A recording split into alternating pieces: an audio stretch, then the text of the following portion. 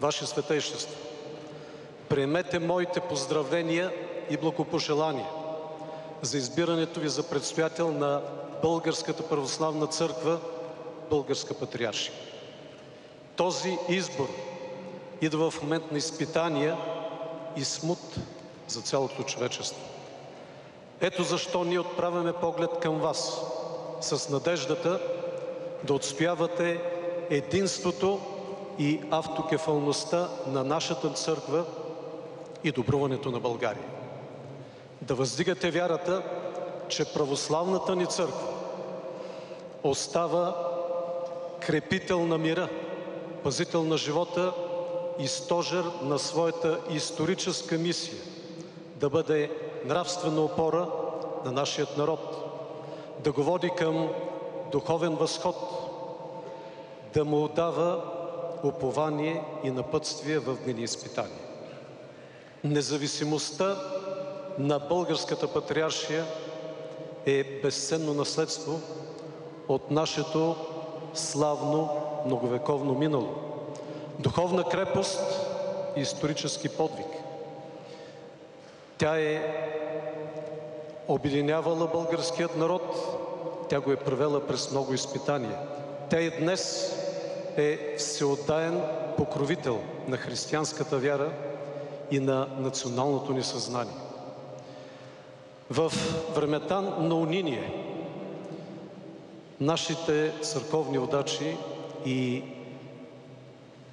православен клир неведнъж укрепваха моралните ни сили, просвещаваха и напътстваха и в крайна сметка винаги се умяваха да преведат българите през не една духовна зима и чуждо влияние и потисничество.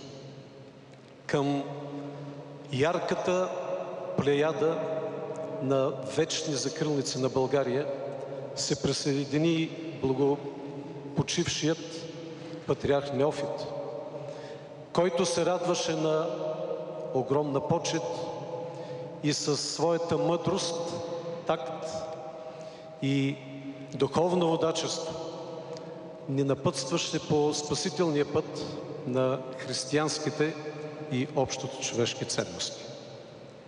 Ваше Светейчество, вярвам, че в вашата високо отговорна мисия и служение Вие ще бъдете воден от любовта си към хората и към Бог.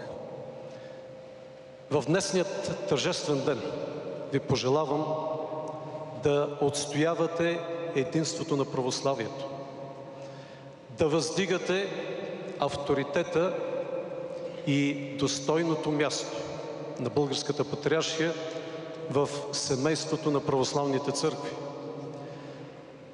да укрепвате и отстоявате нейната роля и градивност в обществото и с търпение да укрепвате традиционно добрите отношения между религиозните общности в България.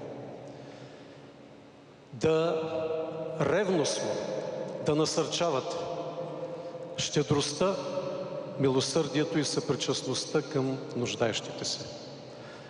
Нека в сърцето Ви не престава да отеква топлата грижа към духовенството, манастирите, храмовете и миряните.